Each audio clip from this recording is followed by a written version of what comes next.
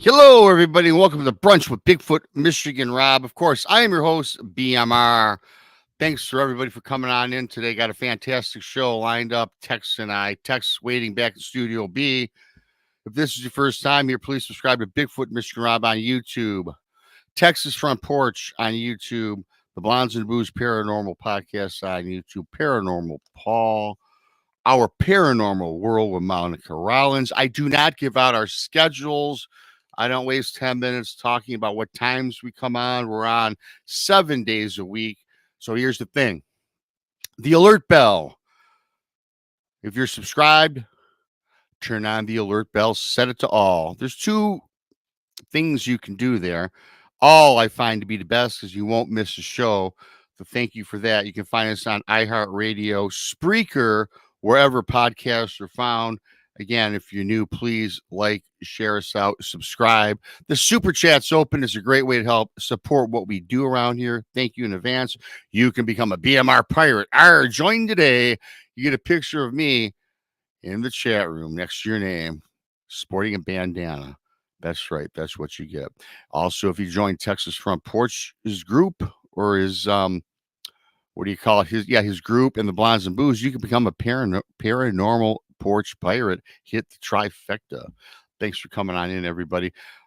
You know, we're across the world, as you all know. We've got a fantastic guest streaming all the way from Germany. So I'm pretty excited about this to talk to somebody in Europe, European Bigfoot. We'll be talking shortly with my buddy, my newfound friend Tom from Germany. Also, don't forget, everybody, as I got to scroll down, bear with me just a couple minutes while I find it. That's right. I have two books out now. Y'all know about the first one, Bigfoot Michigan Rob Presents True Cryptid Encounters, Book 1, found on Amazon. Type Bigfoot Michigan Rob in your Amazon browser, and it'll pull up. Book 2 is also out over almost 2 months now. Book 2 also found on Amazon. Leave a review if you bought it. It helps promote sales because it's all analytics these days. Also, the book 2 is pinned up top in this chat. You can also find the links on my profile on YouTube. Simply type Bigfoot Michigan Rob, Amazon browser, leave a review, and subscribe. Find us on Spreaker and all the other podcast platforms. So thank you for that. With that being said, I'm going to go make sure my buddy Tex is all ready to roll here. Hello. There he is. Good morning. Good evening. Where, I know you don't even know what time of day it is with your crazy hours, Tex. Man, I tell you, it's the other month. Well, yesterday morning, I think it was. Yeah. When, me and Paul usually do our morning show at about 8:00 in the morning. Here I am sitting here, and I'm taking shots of whiskey. At 8 a.m. Well, it's typically like, getting out, like if you work night shift or afternoon shift. Yeah. After work, a lot of people like to go out and pound one. Yeah. And, So I mean, it's like 8 p.m. for me. So yeah, I mean, it's 5:00 somewhere in the world. In fact, there where you go. Tom's at, it's I think a little after 7:00 p.m. in Germany. And so yeah, it doesn't matter what time. Nice. If you work late, you work late, and if you want to indulge a little libation before you turn in, because I know There you you'll be go. turning in after this show. So I will. I want to say thank you to everybody coming on in today for the show. It's going to be an awesome show. In fact, I have to give credit. Duke's out in the chat room, World Bigfoot Central. Subscribe. I got this lead from Duke. Tom was on Duke's show about a month or so ago, and Duke was kind enough to send me his information, and we finally are going to make this happen. We're going to make this show happen. So thanks. Shout out to Duke. Shout out to everybody in the chat room, and shout out to everybody listening on replay and listening now that are not in the chat room, because you guys are just as important as our chatters. You do help drive the shows. We do appreciate each and every single one of you. Please subscribe if you're new. Super chat's open. Memberships are open. With that being said, I'm going to go to Germany. I'm going to Germany. Here we go. Hey, Tom. Welcome to the show. Hello. Thanks for having me. Hey, my pleasure, and I thank you for that, for coming on. And I like this. This is something different. The last person I had from overseas was Australia. I had a wonderful guest on. That was last year, trying to get her back on. And Yowie Central is the name of her. I forgot her name. I'm sorry. Yeah, so that's cool. And so now we have a German person, a person from Europe on. And thanks, man. Thanks for coming on in. Yeah, he's actually not German. He's from the UK. He is from the UK. And I'm gonna let him get into that because I don't want to screw up his profile, his bio. So Tom, to loosen you up a little bit, if you just want to briefly give us a little talk a little bit about yourself, where you're from, and how in the hell did you involve with Bigfoot? Yeah.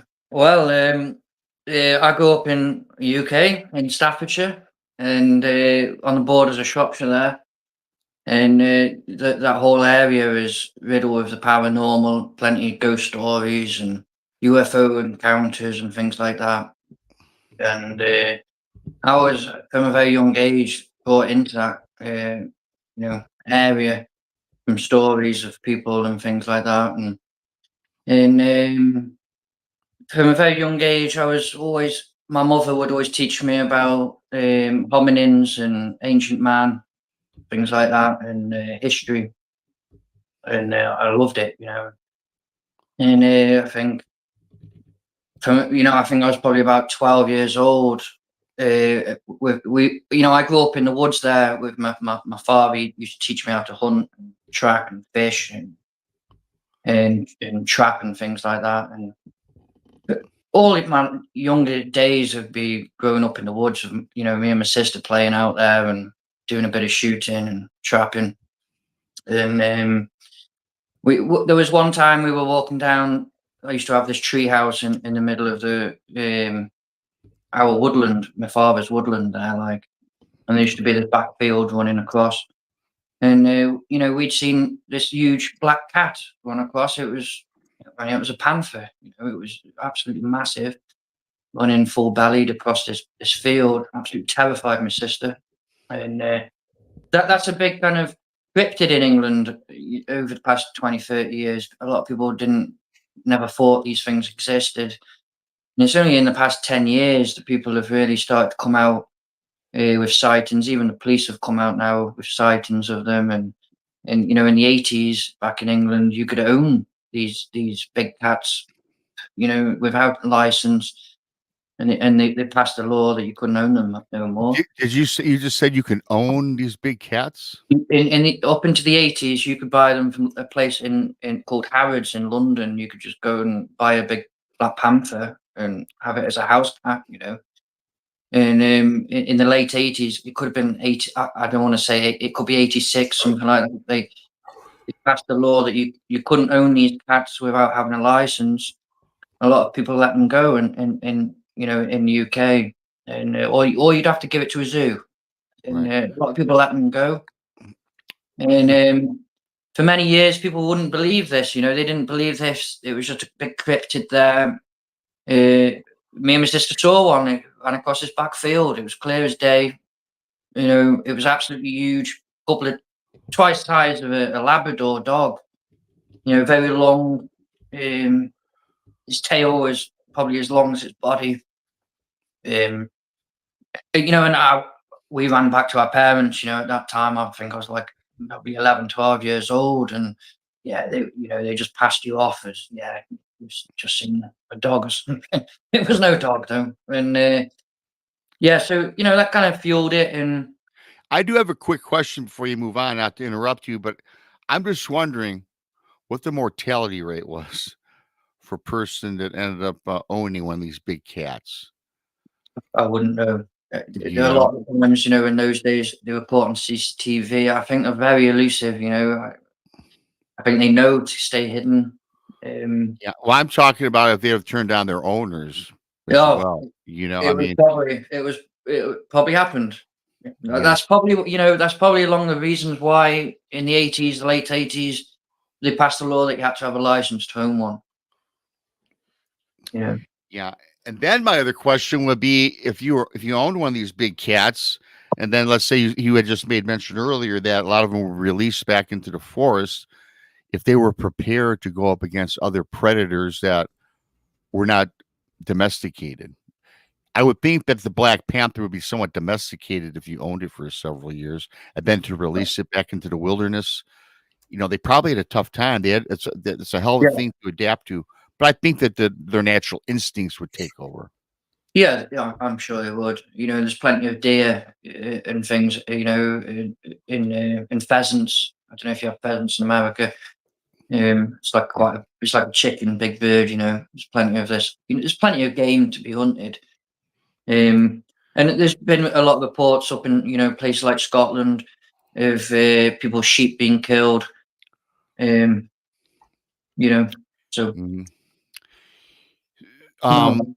Go ahead, Tex. You had a question, or I was just going to ask really quick. The Bigfoot of Europe Investigation Group. Now, that's something that you formulated over the last several years, and how did you come across that? I started off, just Trails in the Woods, and that's just my Facebook profile. Right. It's just my name, if you know what I mean. Yep. To share with the world my findings, and I thought it'd be cool if I could, try and find other people from Europe who'd come forward and share, their findings and have kind of like a communal kind of group. And so I formed Trails in the Woods, Bigfoot of Europe Investigation Group. That's not me as being a group because I'm out there on my own doing my investigations, but that's just to ask other people, to share their findings and encounters, to see if anybody in Europe, from the UK, or anywhere, France, I've had a few people now coming forward, a lot of people from the UK coming forward, and I've just had another person from down in the Alps in Switzerland come forward, and he's finding some amazing things. Exactly, I had to double look at what he was sending me because I thought it was my own stuff he was sending me. Oh, wow. It's so absolutely amazingly similar of the stuff he was. I had to take a double look at what he was sending me because I thought he was just taking my stuff and sending me back. But no, he's on it. He's a big researcher down there. It's all over.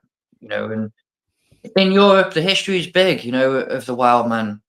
This goes back hundreds and hundreds of years. In the UK, they used to call them the Woodwoes. In Germany, it's the Wilderman, or the Wildermensch. Not far from me here, there's a town. Well, it's more of a village in the Harz, and it's called Wilderman. After the. Do you want me to tell you the story of Yeah, Absolutely. Go for it. So I always tell the guests 70% of the show should be you. Nobody wants to hear from me in text. Yeah, this is a really cool story. Really, this is it's a long time ago in the 1500s. The lord of the area, he'd sent some miners to go and mine this ore in the forest, and they'd come across this giant man covered in hair, and he was pretty aggressive. And there was also seen with him a female, and she was also covered in hair. And in fact, when she'd first been seen, she was carrying a dead boar on her shoulder. And so they tried to shoot this, Wilderman, and they managed to capture him, and they wanted to present him to the Duke. He couldn't talk or anything. He was just focused on getting back to the female, and he died, on the way. And because they'd shot him with flintlocks and arrows and things like that. Before they found him, they'd found these big tracks along the river, and they followed these tracks back up into the forest, and found these two, wild people, and they were said to be really huge. I think he was even carrying a torn up pine tree in his hands.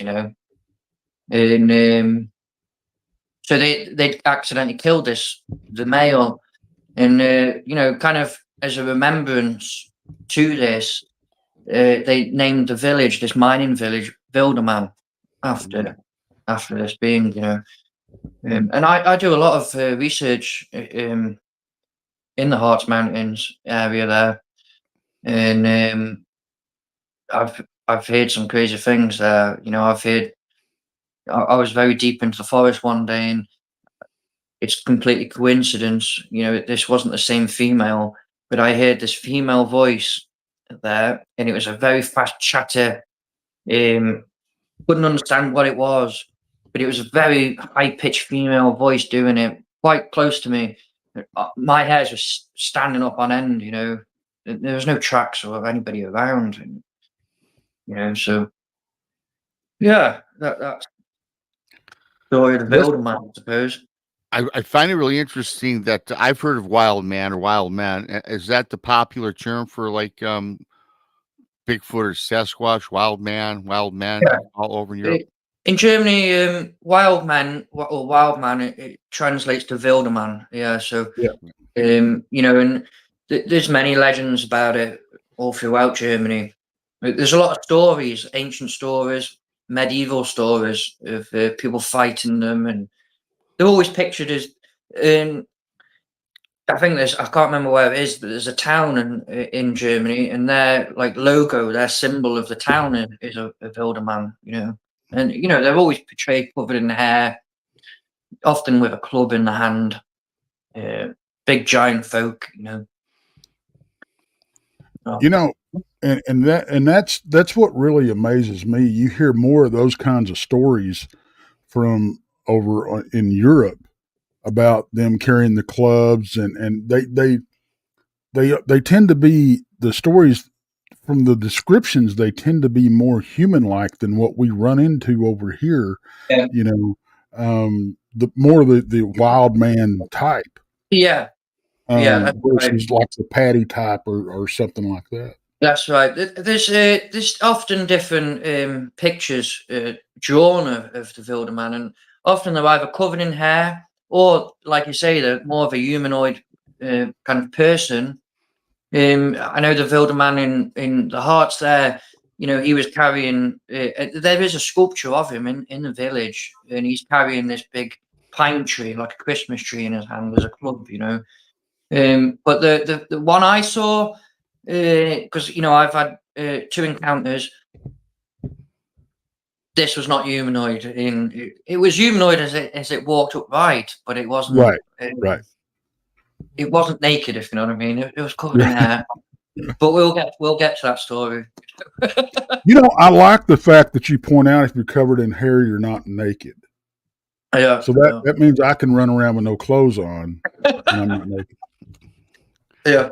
Oh boy, there's many pictures of Tex circled on the dark web running around naked. Yeah.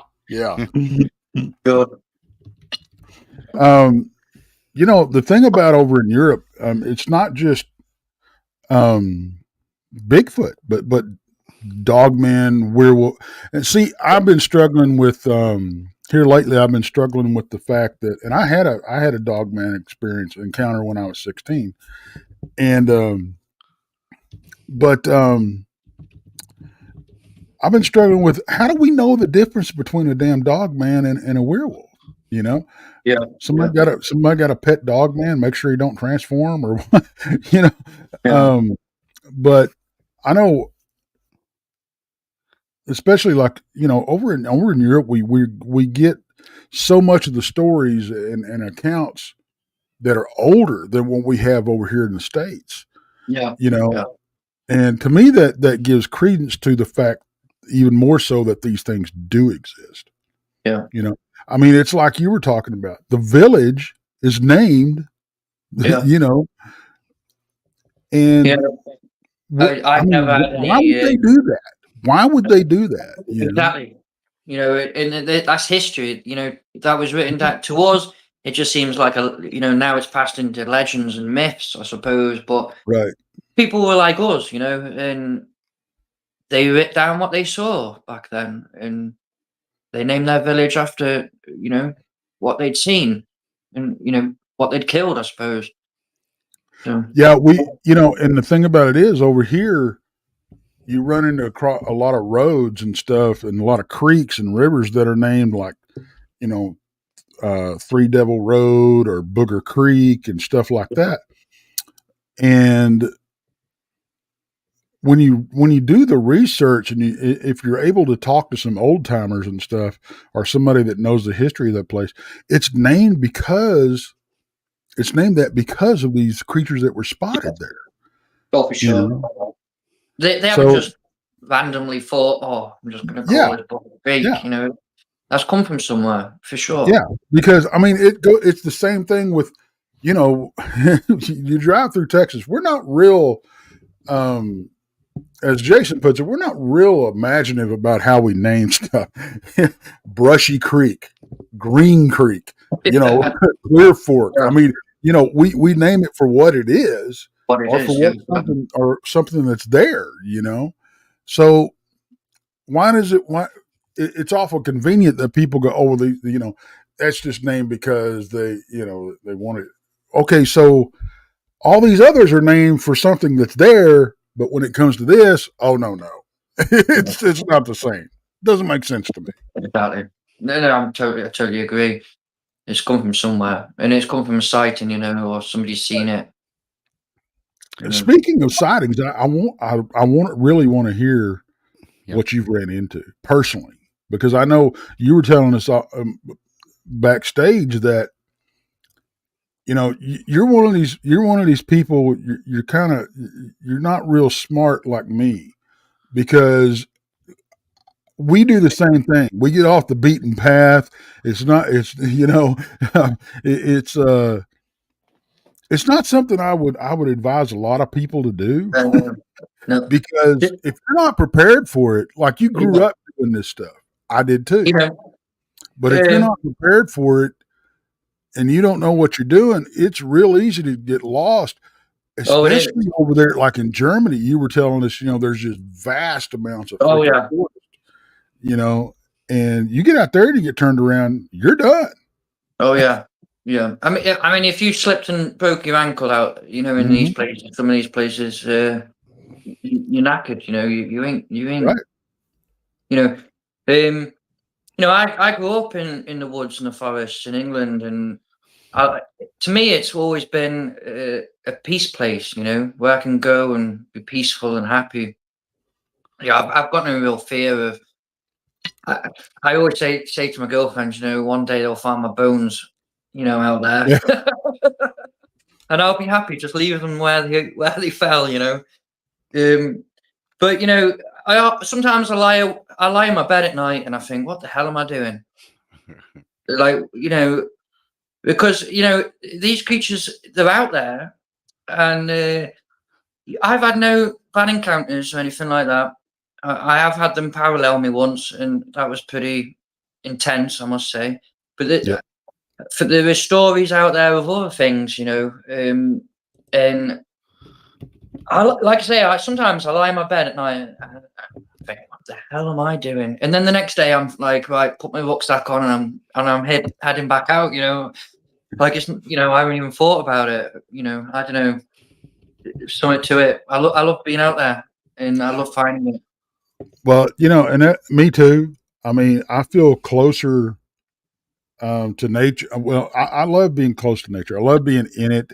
You know, it's, you know, you get stressed out being around these concrete jungles and everything. You get out there, you get recharged. Exactly. You know? Oh yeah. I often come back and running into these critters is just a bonus for me. Yeah. You know, 100%. You know, I love it out there, and once I'm out there and I'm in the moment, nothing scares me, if you know what I mean. Yeah. You know, and even thinking about being out there, you've seen you've come across a Bigfoot yourself. If you want to walk us through that, it was pretty fantastic. Yeah, happily. I'll jump and tell you the whole story, because the whole story is quite interesting. Oh yeah, I mean, like I say, we got time. We got time. Just good. Back and take a deep breath. Everyone loves the show so far, so they all want to hear it. That's good. Yeah, it's a bit of a long one. It's actually why I started to upload my stuff, and it's actually my first episode on YouTube. It is kind of the run up to the sighting. Although, you know, I didn't catch the sighting on camera, but I'll tell you why. Okay, very good. Yeah, Excellent. okay. So it was I think it was January, February this year, and before that, I'm going to take you back because a couple of years ago, I was out in the forest and I was coming down this old loggers road, and I found this tree stump, and there's this fox skull sitting on top of this tree stump, and I thought to myself, okay, probably some hunter has put this fox skull on this tree stump. You know, it's quite a rare find. You know, just to find a skull, you know, in the forest. So I'm kind of walking over to it and I'm filming it. And no, at this point I'm not filming it, but I'm walking over to it. I'm taking pictures of it, and I heard the most clearest, closest wood knock I think I've ever even heard to now. You know, this was a real like pull up a wood knock. And I remember running back to my girlfriend because she was a bit back up this loggers road. She, you know, she photographs birds, and I'm like, you know, I got a bit nervous because you hear so many stories of people disappearing when they're, you know, they're together but they're not together, and you turn around and they're like they're never found again, kind of thing. And after the wood knock, I ran back to her and I'm like, "Did you just hear that?" You know, and she's like, "What? Yeah, I kind of heard a bit of a knock, you know." And you know, I'm like, you know, like this is it, you know. So you know, we left the area, and I've been trying to find this track for a couple of years, and I was going back there in the deep snow. It was probably last December, you know, and there's 3 foot of snow everywhere, and I'm trying to go down all these loggers roads. Every stump I'm trying to blush across to see if I can find this fox skull again, and I gave up, you know, and I went home, and so that brings me to about, yeah, I think it was about February, and there's like a big main road that runs and splits this forest in two, and I'm coming, and I've done some research in this one area, and I've been researching this kind of area for, you know, a couple of weeks, and in this area I'd found all of these smashed up pieces of bone. Some of them have still got bits of meat on them, but near these broken pieces of bone were these stone tools that looked like they'd been used to break this bone apart. You know, I know wild boar, and there are thousands of wild boar here. They will eat bone, you know, but on these pieces of bone, they look split open, and that there was no marks of tooth marks or anything like that. Um, and it looked like the marrow, they'd been broken to get to the marrow inside, you know. Okay. So you know, I just cleared up there, and then I thought, right, I'm going to head over the main road back into this other side of this forest where I've not researched before, and I'm kind of coming to this really thick area of pine tree. And what was actually strange about this thick area is that there was so many pine trees that had just fallen almost like a bed in the middle of this thick area of pine trees. And I'm thinking to myself, like, if this is wind, how you know, the outside trees would have been falling over, but they weren't. You know, this is just one area, and this smell hit me, and it was so strong. It was like ammonia, really a urine smell. It was so, my eyes were, you know, it was like my eyes were burning. I never smelled anything so strong in my life. It was very human in its smell, if you know what I mean. And Mhm. you know, I've smelled boar. I smell boar all the time. I smell fox urine. I've even smelled wolf urine because we've got wolves up in the north here.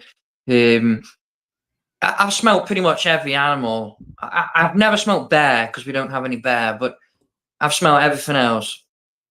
And this, it was gagging. You know, like it was so Yeah. strong, this smell. And it's actually why I got in touch with Duke from Will Bigfoot Radio, because he'd had another guy on from Germany called Rob, and he'd mentioned this urine smell, And I was like, oh my God, I've smelt this, like, extremely strong smell. So I push out of there and I come out onto this loggers road, and I'm walking down this loggers road, and I see this tree stump, and I'm like, oh my God, that's that tree stump. And I can see this speck of white on it. So I start filming. And I'm like, this is I've been looking for this for 2 years, and it's just by chance I've just randomly walked out onto it. And sure enough, it's the same stump. It's got this fox skull. It's still there. It's an old fox skull, it's been there for some years, but all moss growing over it. And I remember saying, the chances of me hearing a wood knock as I walk over there, it's just not going to happen. So, I'm filming this fox skull, and I turn and I think, right, I'm on my own now. Girlfriend's not with me today, and so I think, well, I'm going to head in the direction of where I'd heard this wood knock previous. And just after that, there's a bit of an embankment, and I'm walking down, and I've got my camera there, and I slip straight on my bum, down this bank, covered in mud all up my back. And as I'm standing up and I'm brushing off all my muddy hands on my trousers, I heard 3 times, 3 knocks. I'm like, oh my God. It was almost like they were laughing at me. Like something was watching me, it was laughing at me. So pushing through there, and I come up to another really thick, dense patch of pine tree. And there's this small archway. And it's been broken in the middle, this arch, and placed really thick into this kind of pine tree, thicket, real thick. So I get down on hands and knees and I'm filming this, and I notice behind it there's these really small footprints. Some of them were 5 inches. And so I'm filming this area, and I'm noticing little tree structures, little plaited branches, no more than 1 meter high. And I'm measuring these prints, and there's 2 sets of prints in there. There's a lot of prints in there. It's 2 sets, one at 8 inches and one at 5, maybe 6 inches, but between 5 and 8 inches, these 2 sets were. And I on my video, I call it a nursery. It looks like a nursery because how thick these pine trees are around this area. It's almost like they were, like younglings had been left there to kind of get on with it and practice little structures. So I come out of there, and I'm finding these 14-inch footprints. After that, I think, well, I'm going to sit down, and have a coffee. And there's this bit of a tree fallen log there, and I sit down on there, and I fall into this log. It's so rotten. And as I do that, then it goes crack behind me. I hear bipedal footprints in front of me run off, and it's in this really dark area, like really dark area of pine. And it's the first time I've been out there that I felt like really uncomfortable. Like I don't really want to go in there, but because it was so surreal, like the atmosphere, like something was watching me. So I think, well, I know I'm recording at this time, and I even say, I'm gonna just do it. I'm just gonna go in there and have a look. So I goes in there, and I'm finding these other structures, weird kind of, things sticking in the side of tree stumps, and broken branches that have been like pleated together. And then I can hear either side of me 2 sets of footsteps. And as I walk, I can hear whatever it is. They're walking in my footsteps really quietly, really faintly. My camera's not picking them up. And I'm kind of in a bit of a panic at this moment, because I've never felt like that in my life, out there. I'm comfortable in the forest, as I've said. Right. But this was so like, here, kind of in my ear, and I'm trying to film either side of me, and I don't know which way to turn. I don't know how to say it, but it almost led me to this next structure. you know, because I can, you know, I don't want to go left, I don't want to go right. I keep going with these kind of these footsteps either side, and I come to this huge broken ash tree, and it's been bent, massive curve between pine trees. There's no way it could have fallen like that. You know, this is something, you know, 4 inches thick that's been bent into these pine trees. And behind it is this huge, fresh pine tree. You know, I mean, this thing's probably, you know, six inches across. It's been snapped, probably, I don't know, 1.5 meters high. And it makes this huge kind of four structure, like a big four. You know. Behind that is this kind of a bush kind of tree with all these small pleated, you know, twisted branches, really small, thin. And then next to that is this another deer bone, which has been clearly split. You know, it's been broken in half, and it, you know, it's a proper deer bone. I mean, at first it looks like a kind of a human bone, but it's not. It's a deer bone. And then you know, so I'm filming that, and then I find next to that some a large print, and it's kind of in pine needles. I don't know if you know, you probably walk on pine needles, and you could walk across that stuff and not leave a trace. Right. You know, this is some weight. Whatever's done this, you know, it's a really clear as day print. So I'm measuring that, and then I come out, and there's, as I'm coming back now towards this fox skull where I've come in, you know, I want to head out. There's this another tree stump there with a pine cone, you know, stuck, you know, straight into the side of it. I'm thinking, you know, that's weird. So, you know, at this point, I've got 30% battery on my phone, you know, my camera phone, and I'm filming this. And you know, I just turned to head back out and looked at my phone, and it's completely dead. 30% battery is gone in a couple of seconds, and I'm thinking, bloody hell, that's weird, you know. Right. So I'm heading back up now towards that fox skull, and I just look down to check my stepping, and as I look up, you know, there it was, you know, and honestly, I'll never forget it. I think about this every day. What I'm going to tell you now, every day I think about this. So it was a female, I'm pretty sure, and she'd already managed to cross in that split second of me looking down. She'd already managed to cross that track, you know, that loggers road.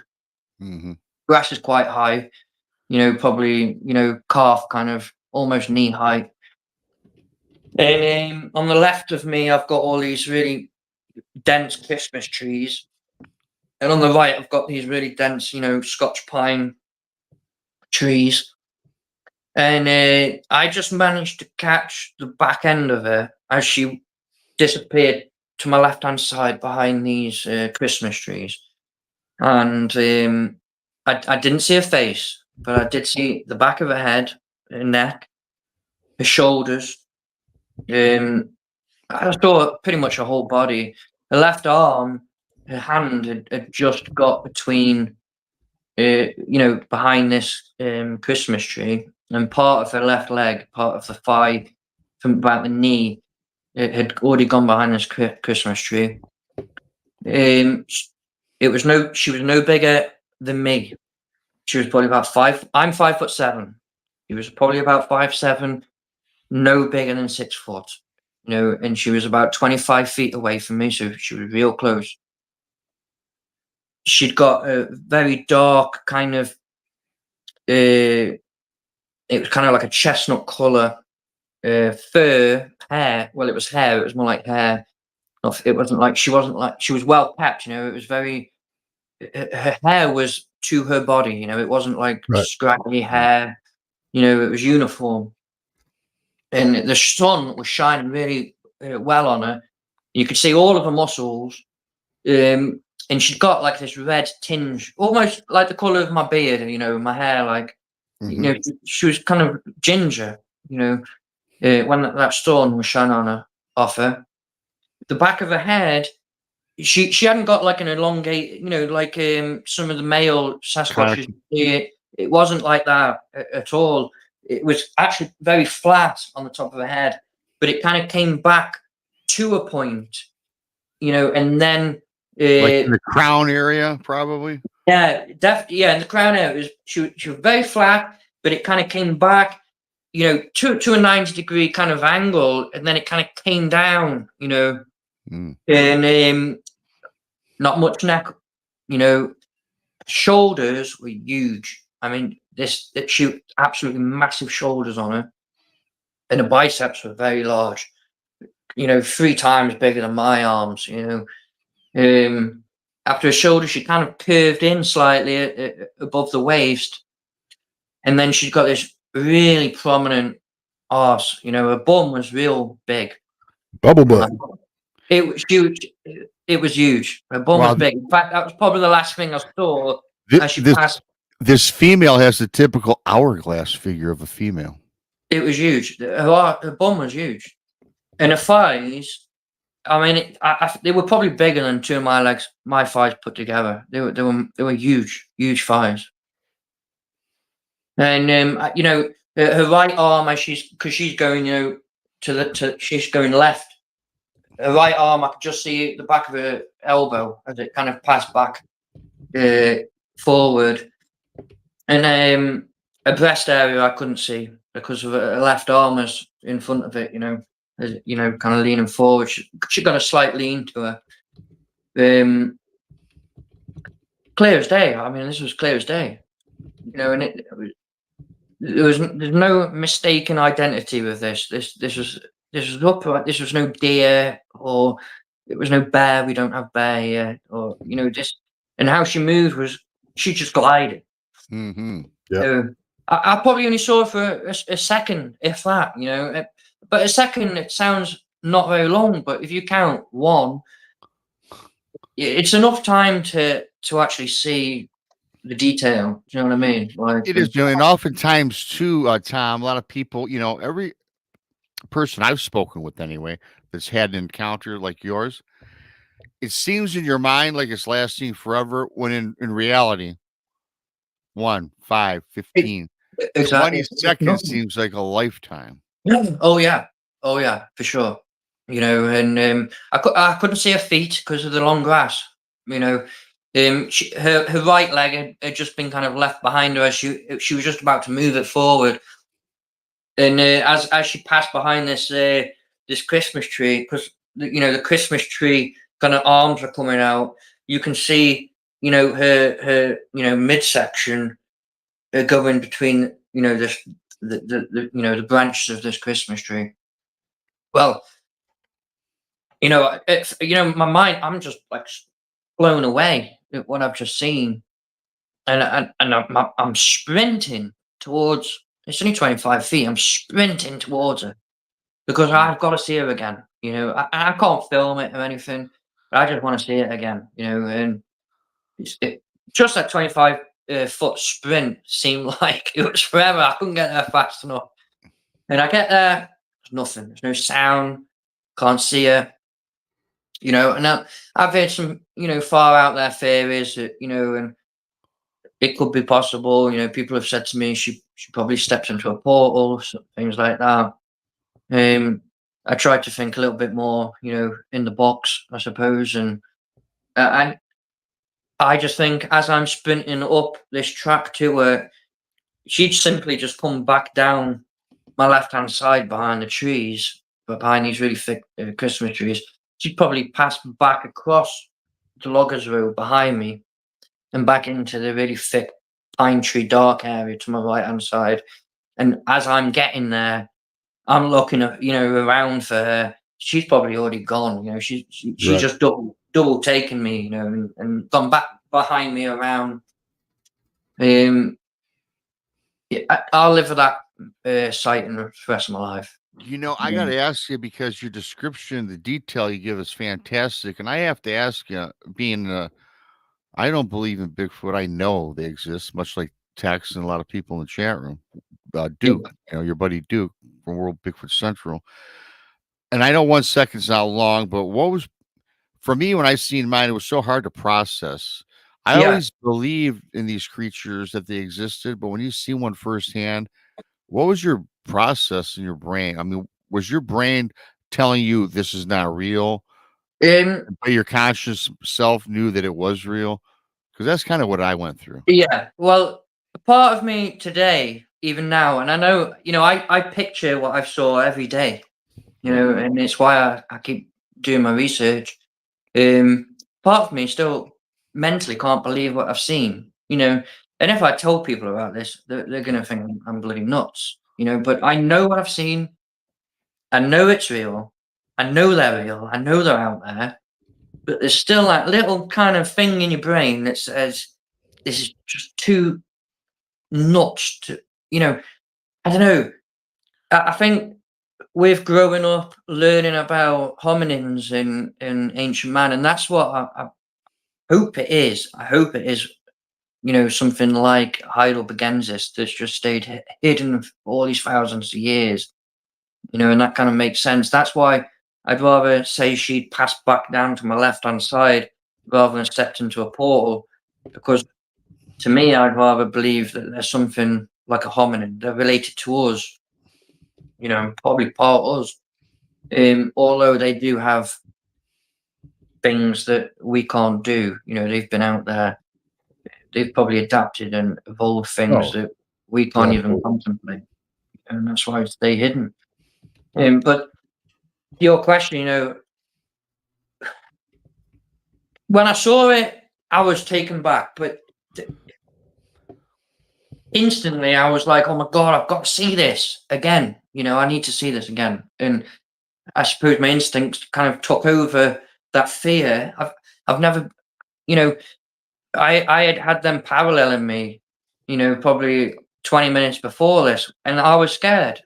A part of me was scared. But once I seen it pass in front of me, that fear kind of went, because It felt non-threatening. Your encounter was really non-threatening. it was non-threatening.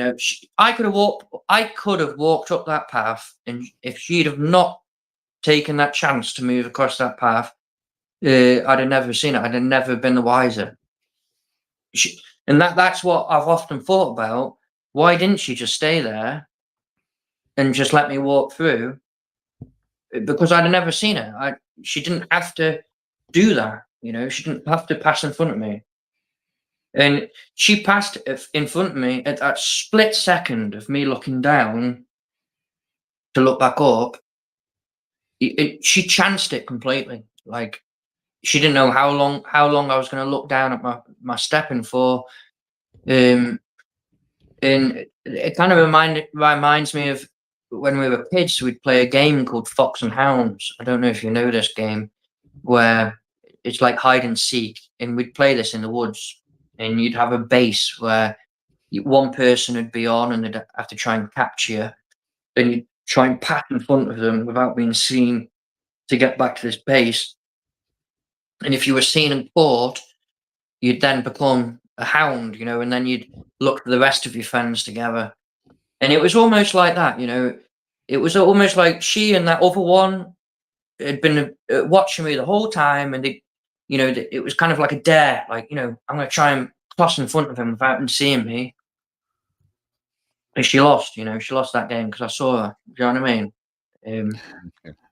I love the way you describe that. That's great. We used to play a game much like what you're talking about.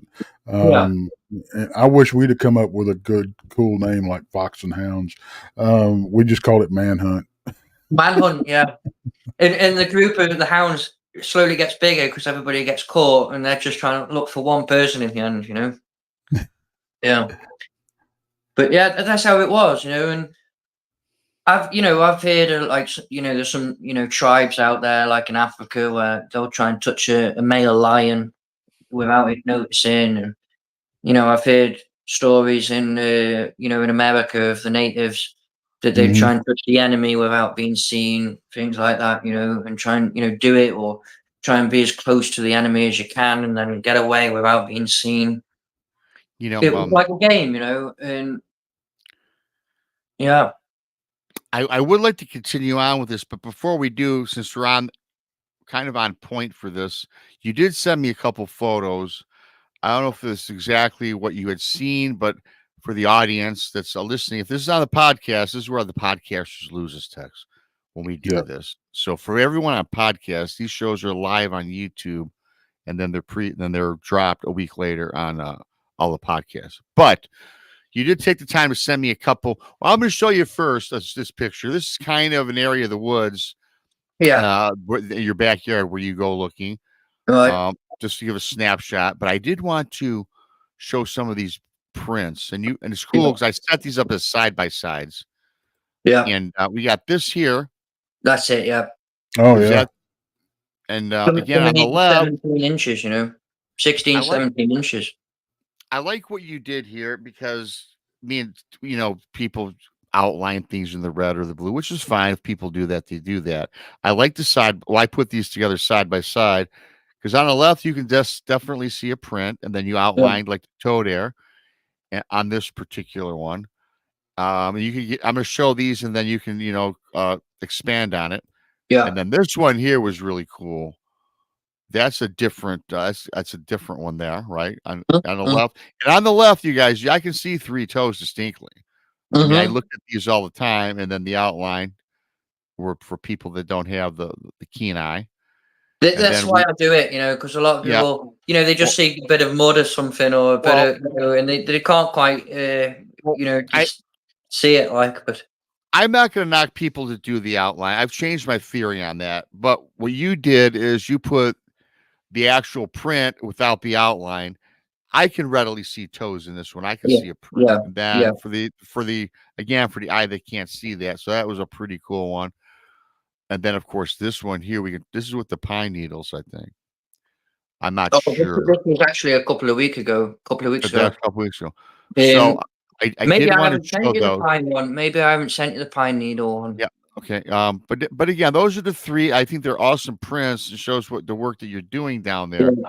And if you want to expand on those, that's one of those was part of the of what you were just speaking on, was it? Or was that something else?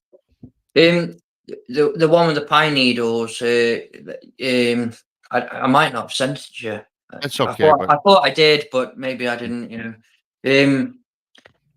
I grew up, like I say, being able to track and follow deer, or any animal really, and I was finding these prints. I've been finding these prints the past 10 years. I've been living in Germany for 11 years now, and since I could probably go out every time I go out and find some type of print that's humanoid, and most of them are measuring at around 14 inches. I think my biggest one was about 17 inches. Yeah, so I don't know. I've just got the eye for it, I suppose. A lot of the terrain, I was lucky with a couple of those prints you've just shown, because I tend to look around areas where the boar have churned up the earth, because most of the forest is just leaves or pine leaves.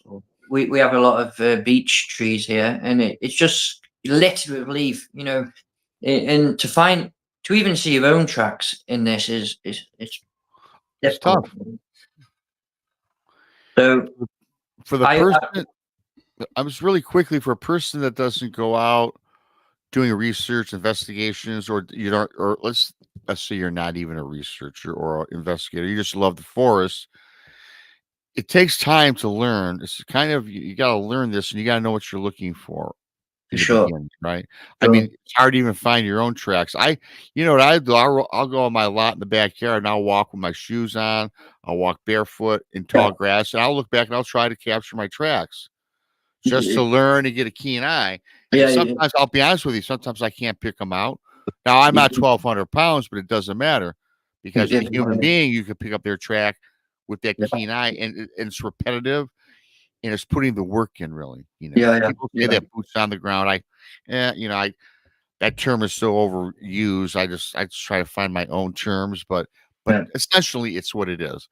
Putting in the work like you do. It's difficult, and like I say, I'm grateful for my upbringing and being able to see, what's not normal, what stands out, I suppose. Because like I say, it's difficult, and depending on the matter, the leaf matter, or or even through grass, pretty much impossible at times. But I there's so many wild boar here, and they really help me in a way because they all churn up masses of areas of woodland, and they churn up, digging up the roots and the worms and things to eat, and it leaves these huge mud patches. And if I see one, I'm always quick to go and look at what's there, because quite a lot of the time I will find prints in this, Mm. and they're really good castable prints. I should have casted some of those prints I've just sent you, but I'm a bit of a perfectionist, and I want them toes. Well, I love that, and I gotta give a quick shout out. Diane Boss has been a member for 8 months. She's a BMR pirate for 8 months, and Diane's awesome. Thank you, Diane, for that, and always leaves a comment, always gives a thumbs up. Diane rocks. Thank you, Diane, for the support. Love you. Super chats are open, and of course, memberships are open. Thank you. And also, really briefly, as part of the show, I gotta thank also. Oh wow, Bigfoot Mission Rob. I put out 5 memberships earlier for you guys, so hope you enjoyed that, and thank you for an awesome show. Thanks for everybody for coming on in. If you're new here, please subscribe to Bigfoot Mission Rob on YouTube, Texas Front Porch on YouTube, The Blondes and the Booze. Thank you, Girl and Her Gong. 10 months to Girl and Her Gong. Arr. Duke Sullivan, World Bigfoot Central, and of course, you gotta subscribe to Tom's channel.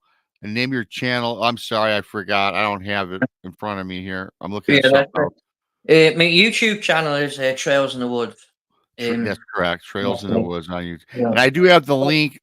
If I do have the link posted, Duke posted it as well. So thank you for that. It'll be I think it could be under searching for the European Wildman or something like that. I got 3 groups. I got my YouTube channel, which is it's kind of taking its time to get a little bit bigger. It's process. Hey man, it's no rush. They all take forever. Tex and I both know. We know. Facebook is doing real well. I've probably got nearly 3,000 followers on it. In fact, I need you to send me all those links too, because I'll edit I'll at the end of the show. I'll put that. I'll include that as well to find you on Facebook. For sure. I'll do that for you, bro. So awesome. Oh, thank you. Oh, not a problem. Not a problem. It's well worth checking out all your material because it's great. It's great stuff. Yeah, a lot of the pictures.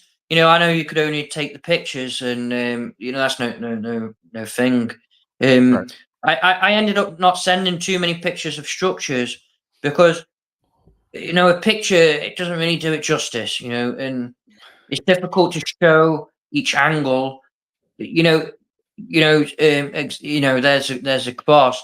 Often they're actually placed onto Ys. If you look to the left-hand side, you'll see a Y. I see that. An upright Y. And often they're like that here. But it's so difficult to show on just a picture because, like this one here, is so big. And it goes a lot taller than that, I imagine. I just see the base. That one is a big one, and I always walk over. You'll see on my films, I'll always walk over, just to check that they're not like normal fallen, branches, trees that have just fallen over, and got caught. All of these structures, or the small structures to the big ones. If you go to where they're placed on the ground, there's no roots. They haven't just fallen. There's no root ball or like a stump anywhere near. They've been carried and put there to do this. And I often tell that to people. If you're finding these big X's and big structures, always check. You know, that it's not just a tree fall, because sometimes it is. You know, a lot goes on in the forest, and sometimes two trees can fall together. Right. Natural. But, you know, natural. But that to me, for me, that telltale sign is that there's nothing underneath it. You know, there's no roots to it. Sometimes the roots are there, but they're just up in the air. You know. And who's going to really do that? That's not natural when the roots are up in the air. And then you have the other ends that a lot of times are jammed into the ground. Yeah. A couple of weeks ago, I found some ends that were jammed into there was a really big beech tree, and with its roots, you know, just kind of scattered over the earth. You'd got these outright kind of branches that have been just placed into kind of the holes of the roots of this beech tree. You know, just balancing there. Hey, let me ask you, what do you think the significance is behind these structures? I've been asked this a lot. What's that now? I'm not going to tell you what I think it is. I've been asked this a lot, and I have a few theories actually on this. Well, that's why we do this. So, and some of the theories have come from people telling me their theories, I suppose, and I've kind of just put them together. You know, I've got some of the structures I'll find are branches, say 5 or 6 branches, and they'll come up into a point at the middle. You know, kind of almost like a teepee, but really, you know, spaced out. You know, and people have told me that this could be like a number of members of a clan, that each one puts a branch there to represent themselves in that kind of sense. The X's, I've had a lot of theories on X's. I've found X's along the side of public walkways, things like that. For me, for as a human, you know, X's to me mean don't go here. And I've often thought that they might make these X's to say that they've seen a human there, you know, to warn others. Oh, you know, don't, you know, be careful in this area. We've seen a human. You know, put up an X. That's kind of a theory of mine. I'm finding a lot of bent over branches, archways that have been bent over, and they've been pushed. One end has been pushed into the ground. You know, some people will say, "Oh, this is when snow falls onto a branch." You know, and the weight of the snow will bend this arch. But how does that end of one end get stuck? You know, 5, 6 inches into the ground. That snow doesn't do that. I'm sorry, snow does not do that. And to me, they're kind of like line markers. I would believe, you know, if you followed that arch to where it's pointing, you know, it could be something like this. I've noticed where I find, because I'll find my pleated branches, and they'll be in kind of, you know, to the untrained eye, it looks like a mess. But once you actually take a closer look, you'll see crosses and things that have gone, you know, over and under one another, and you'll get these uprights that have been, you know, little twigs sometimes that have been pushed into these to make them balance and held in by different, you know, pleated cross sections. And I'll find them all in groups. They'll always be within probably 20, 30 meters of one another. Some of these are like artistic work, you know, like art. You know, I don't, you know, I've said to people, you could drop a million branches to try and, you know, just drop branches to try and do that. You'll never be able to do this. Like, there's nothing like natural about them. Surrounding them areas, I'll often find branches that are leaning up against trees.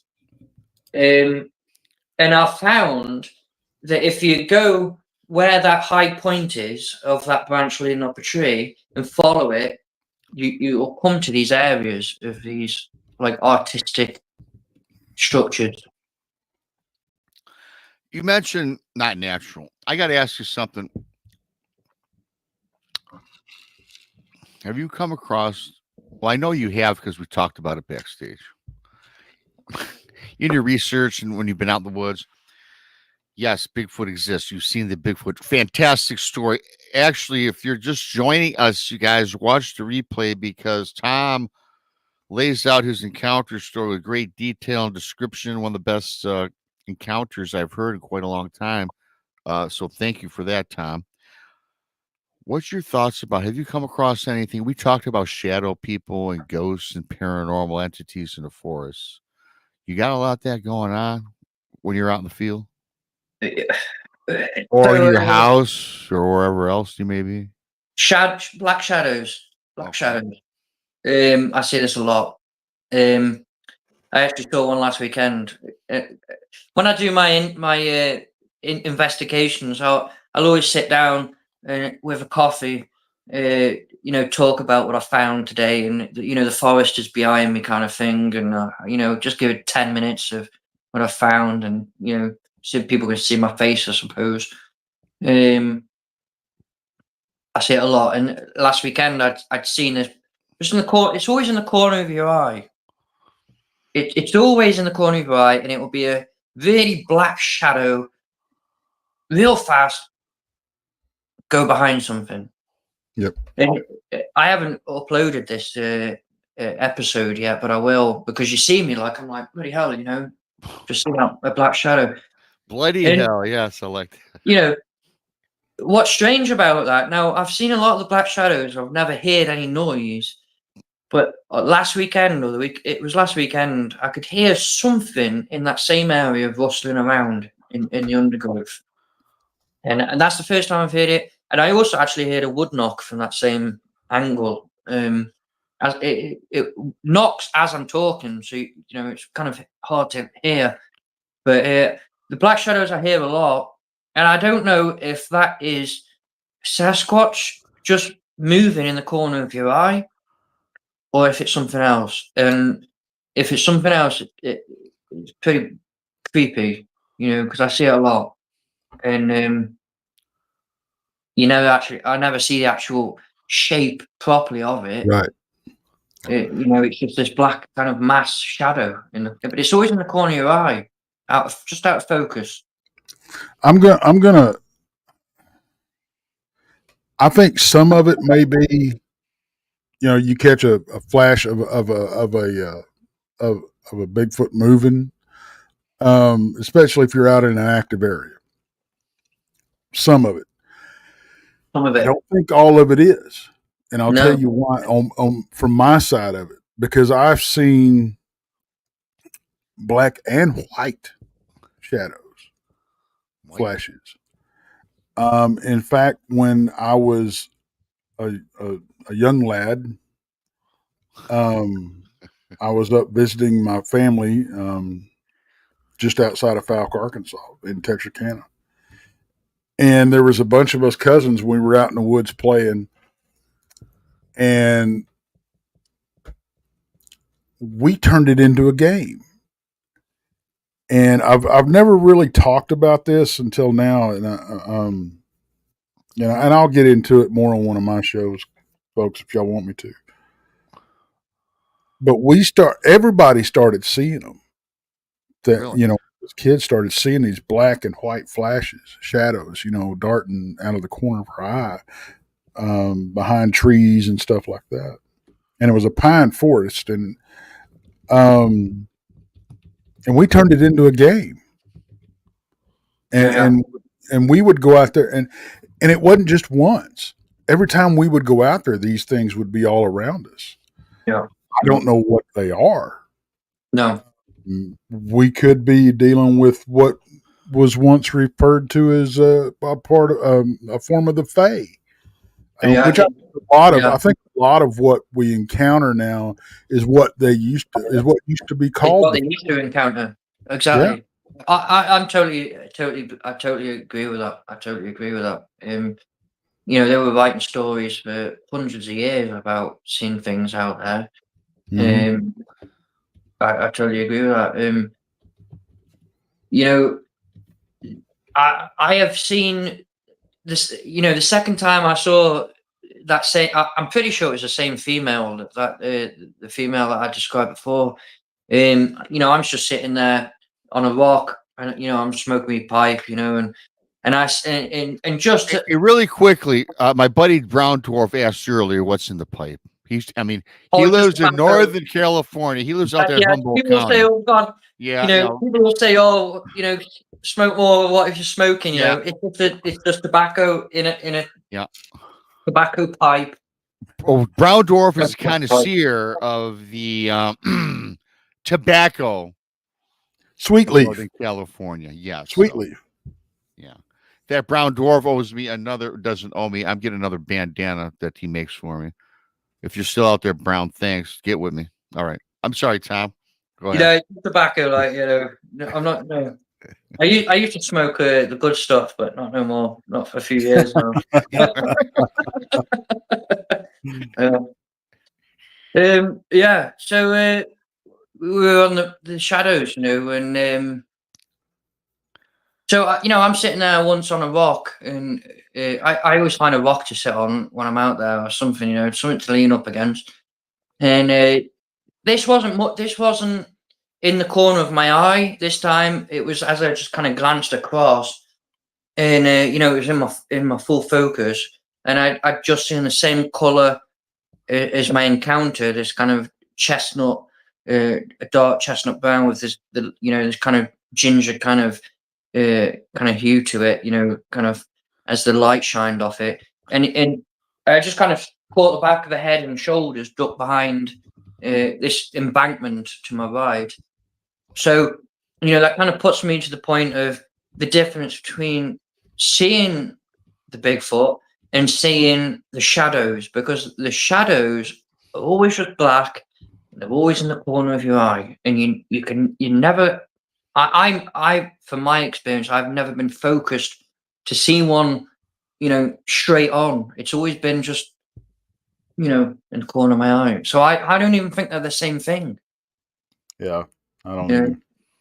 And in fact, I had the guy who's doing his research down in Switzerland. He just messaged me last week, and he was like, "Have you ever seen these shadows? These black shadows? They're always in the corner of your eye." And I'm like, "Yeah." I see this a lot. A hell of a lot of times I see this. I wonder if it's what they used to call nymphs, or wood nymphs, or and stuff like that. So it could be, and when the last time I saw one was last weekend, and I'm sitting there doing my recording, and suddenly, what this was kind of what got me as well, was I could hear, because I'm sitting in a part of the forest there that's all beech trees, and you get these little beech nuts, these little kind of pods. Suddenly I can hear them all around me dropping, and it kind of came as this kind of wave of I can't even explain it. It's like a bubble of atmosphere where honestly I kind of like came forward because I was like, fucking hell, what's coming up behind me? Excuse my language, but it was like, what? Something's kind of coming up behind me. There's nothing there. It's just kind of like I don't know, over empowering kind of feeling of something approaching. There's nothing there. And that really got me. That was just this last weekend, and it's not the first time it's happened. It happens quite a lot. It's like a bubble. I can't explain it. It's like a bubble of really like loud atmosphere. Everything seems suddenly really loud, and it's just one of those. It's one of those times that, and I think anybody that's. I was going to say anybody that researches this stuff, but I don't think you have to research. I just think that there's anytime, if you spend time out in the woods, you're going to have those times where you just, for some reason, you're not alone. Yeah. But you can't put your finger on it. Yeah. Sure. And I think for those of us that not necessarily do go out there and look for Bigfoot and stuff like that, but I think from the paranormal side of things too, that we kind of have it's always in the back of your mind. Yeah. And even if you're not actively looking or actively searching, you pick these things up because you're so used to catching these patterns and it's not just patterns of what you see. It's like you said, it's patterns of what you feel. Yeah. You know, I've come to find out that, and it's through years of doing this, going in, especially I think if you go in the same place all the time or a lot, you tend to be able to pick up, if you really pay attention, you can tend to pick up the different vibes of the place and kind of know what you're going to run into or if you're going to run into anything. Yeah. You can definitely sense something when you're out there. Exactly. And when more, the more you're out there, the more you're likely to run into these areas of it. Yep. I say this to people. If you can be out in the forest, you're walking down these footpaths all the time, and you may never sense anything. You may never pick up anything. You might do, but once you get off that beaten path, and you go to these certain areas, Yep. There's things that really get your adrenaline going in a way, and you might not see anything, but it's just kind of like a wave of adrenaline that'll come over you. It's kind of like that, fight or flight, flight or fight kind of adrenaline, and I usually I don't let it bother me. Like I say, when I had my encounter, I ran towards it. I wanted to go see it again. But there's things out there that I've seen as well that I will turn around and walk the other way, and that's like orbs. I don't know if you've seen any orbs. I don't want to deal with it. We actually caught one on thermal. When we were out one time, and you couldn't see it with your naked eye. We could only see it on thermal. And it moved with intelligence. I walked towards it. It moved away from me, and then I walked back, and it moved. It kept the same distance. Yeah, that's in England. We'd call that the will of the wisp, and they lead you basically to dangerous places. Don't follow it, But what was real interesting about it, like I said, we couldn't see it with the naked eye. We could only see it on thermal. Yeah, that's weird. Hey, Tom, what's your thoughts on seeing orbs in the forest? Perhaps in some instances, someone spots a UFO, in the area, then all of a sudden a Bigfoot appears. Do you think there's any correlation? Do you think these things are related at all? This has been a question I've asked myself quite often, and I've seen orbs, and like I say, I don't want to deal with it. I walk the other way. If I've seen probably a couple of months ago, there was 2 orbs going through the forest. They're kind of just going like this through the forest. It looked like car headlights, but there's no roads down there. And I'm just like, right, I'm going. I don't want to see Bigfoot. I can understand. To me, if it's prime, like primate, or like a hominin like us, I can deal with that. I can. Right. In my mind, I can, understand that. Mm-hmm. But bobbing lights going through the forest, there's something terrifying to me about that, and I don't want to deal with that because I can't understand it. It's understandable. I'll walk the other way. And I've you're smarter than I am, Tom. You're smarter than I am. Yeah. No, I will run. I will run a Bigfoot. Well, Tom ran after Bigfoot, which I question his sanity on that one. I have no fear for that. I just want to see it again.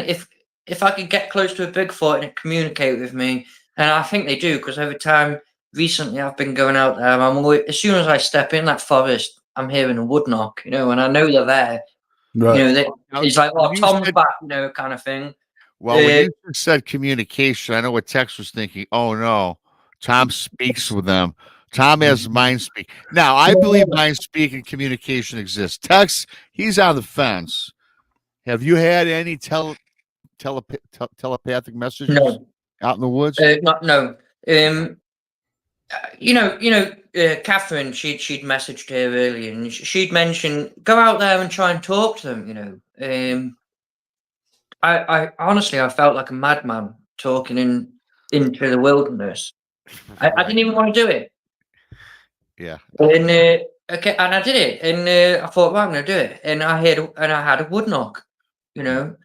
Well, I do believe they understand our communication. If you say something, if you speak into the forest, things are listening, including Bigfoot and other paranormal things as well, though. I believe that. That's when I got that. I don't think it's pareidolia. This pareidolia. I sent you the picture of something standing. It's quite blurry, standing there in the background. That's I sent you that picture. I only got home and noticed that, but I've been back to that location. There's nothing standing there in that background. But so I do, like I said, I tried talking. I've never heard anything in my mind. I get wood knocks all the time, and I've had wood knocks knock back at me talking. It's not something I often do, but I have had it. Going back to your question about UFOs and Bigfoot, though, yeah, I think, and people might, completely, disagree with me here. I think Bigfoot's very curious. I think that, like me, like a lot of people, we're curious beings, and they know everything that goes on in that forest. And if there are lights going on in that forest, they will be the first ones to be there to go and look at what those lights are. Now, if somebody is out there and they're not kind of, they're researching or whatever, and they suddenly see a UFO, and then suddenly they see a Bigfoot walk off, they put two and two together and think, oh my God, Bigfoots are aliens. They've just come out. That's UFO, but I don't think they are. I just think they're there at the same time because they're observing. They're curious cats. They're observing what's going on, and people have just happened to see that Bigfoot at that same time as they've just seen that UFO. That's my intake on it. I think if anything, it's the UFOs, aliens, whatever they are possibly observing the Bigfoot, just like they observe us. Just like they observe us. That's probably it. Coming back to Staffordshire, Shropshire area in England, in the UK, the amount of UFO sightings, it's unbelievable. And I can tell you a really good story from when I was a very young kid of seeing. I've seen a lot of UFOs over the years, but this I could tell you a real good one from when I was a kid. Yeah. If go ahead. Please. Yeah. So where I lived we lived in a village, and all of the land and the fields and the woodlands behind us, my father and mother owned, and it was probably about 3 a.m. And this is probably what got me into the whole subject of the paranormal and cryptids. It was probably about 3 a.m, and we were all, everybody, my sister, my dad, my mum, all awoken to the sound. We at the time we owned geese and horses and sheep. It was like a small holding, we'd got a lot of different farm animals. They were going absolutely crazy on the backfield, and you could see through my dad's and mum's bedroom the backfield, and the horses were going absolutely nuts. You could hear them galloping up and down the field, and the geese, they were squawking. the chickens, everything. It was all the animals are going nuts. The dogs are barking. It was intense, right? So my dad, he's got this huge rabbiting torch for shooting rabbits. You know, this thing could shine a beam to the moon. I mean, it was so bright. You know, he's standing in the window in the bedroom, and he's about to. He you know, at the time he thinks somebody's crossing the field, like a burglar, like somebody's going to come and rob us or something like that. You know, so he's standing there with this rabbiting lamp, and I'm standing there next to him. I was probably about 6 years old, 7 years old. And he opens up the curtains like that. And he shines this light straight across the backfield, and you can see the horses. It was for a split second he shined the light on. Because as soon as he realised what it was, he switched it back off. And we're both looking at this huge gold, like cigar-shaped disc. I mean, this is miles away, but you could see it up in the sky. And there's these three smaller balls of, you know, it was kind of a golden colour. All of them were this golden colour. And these three were moving around this big one, you know, kind of erratically moving. We were staring at this like, oh my God, look there. My dad's like, you know, Joe, to my mum, you know, come look at this, what we're looking at here. My mum comes upstairs and she's looking.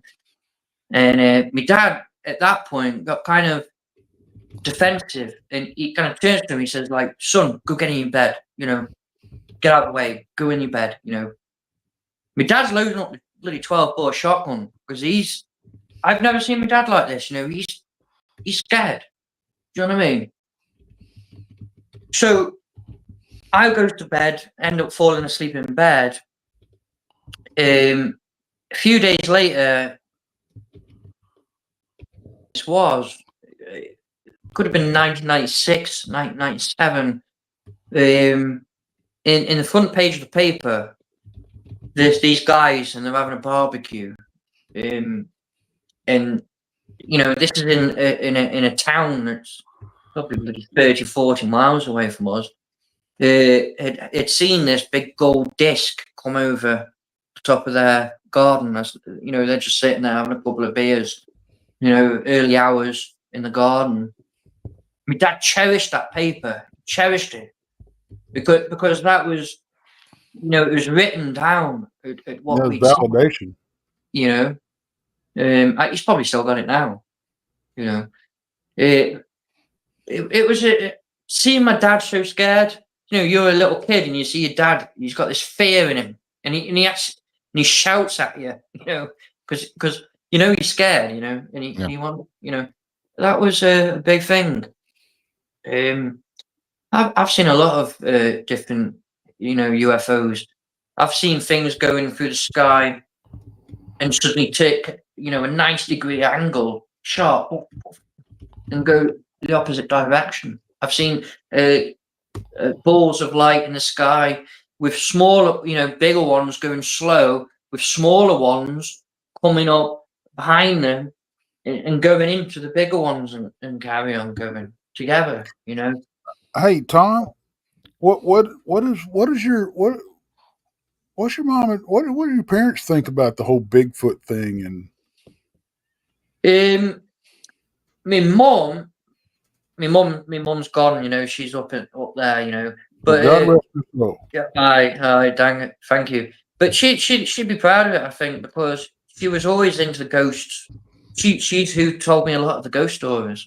You know, my dad, after seeing that, he's always kind of believed in UFOs because, you know, what else? You know, he always said to me, he watched that for about 2 hours. He just hovered there, and there's no military, you know, planes or helicopters. There's nothing that can do that. You know, after that, he was convinced that this was, you know, this was real. And I've turned to my dad and said, Dad, have you ever, you know, seen anything out in the woods that are a bit strange? You know, like big footprints, things like that. He's like, you know, I have seen some strange structures, and you know, he's kind of on it. You know, My mum would be proud. She really would, because she was all into the paranormal and ghosts and things like that. You know, she loved it. You know, and Do you think it's more openly talked about over like in Europe and the UK and Great Germany question. than it is here in the States? this is a good question. In the UK, definitely. I'm really impressed, Tex. Fantastic question. Yeah, in the UK, definitely. People are quite open in the UK. You know, people will come forward in the UK and talk about what they've seen. You know, Staffordshire, where I come from, in Shropshire, you can hear ghost stories there all over. You know, you got the books on ghosts and things like that. And in Staffordshire, there's a woodland there called Cannock Chase. I don't know if you've heard about it. Every year there are werewolf reports coming from there. You know, people are now investigating into it. This is a high strangeness area. A lot of lights coming out of the woods. You know, ghosts being seen there. Cannock Chase, it's called.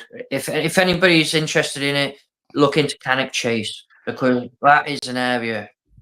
We did a night investigation in Cannock Chase, and we were 10 minutes in, and I said to my friends, I said, this is probably this is going to do nothing, and I picked up 2 rocks, and I just went whack, tapping these rocks together.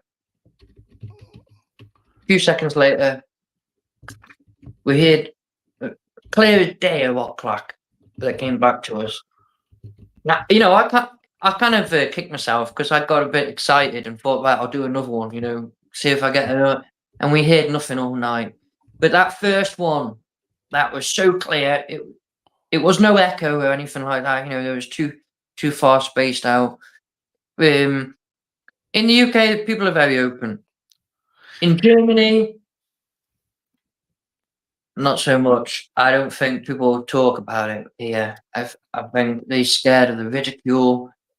Yeah, they really do keep it. German people are very kind of scientific in a way, and I don't mean scientific, but I mean like skeptical. Yeah, I think most of the time, if they saw something, they wouldn't ever mention it again. Do you think that? I mean, this is a kind of off. This is it's not off the topic. Do you think in Germany people are really skeptical and don't talk much about it because of the Nazi regime that was supposedly creating monsters, and it's just a bad taste in their mouth, and they don't even want to go anywhere near anything that's crazy? It could be. I mean, I've heard stories up in the Netherlands that the Nazis were trying to make these hybrid wolfmen, right? Things like that. And they were dabbling. They were sending out archaeologists all over the world to try and find artifacts of supernatural power. Ark of the Covenant. That kind of thing. They were looking for it all. They were looking even for Thor's hammer. I mean, they were out looking for it. They were even sent down to the Alps to look for Bigfoot. They never found it, but certain archaeologists and researchers were sent out to look for these superhuman superpowers. It could be. I find a lot of bunkers in the forest, and I've asked a lot of people who walk the paths of these certain areas. Oh, did you know about that bunker? And they're like, no. And I don't know if they do know. I think I'm just like, how could you not know? It's right there. There's a bunker right there, and they don't want to know. I don't know. It's kind of sad. I think it's a part of their. I think it's a part of their history. They don't want. They would rather just have it. They don't want to talk about it. They don't want to talk about it. Well, and you know what? Over here in the States, we have the same thing. But I don't think it's as taboo to talk about here. We kind of talk about it more open. But when we talk about, the slavery days and even what we did to, the indigenous people when, Right. no offense, but when the damn Brits came over, You don't want to talk about it. You don't want to know about it. um, And this is very similar. yeah, I Yeah, for mean, sure. because it's all about, in today's world, it's looked on, um,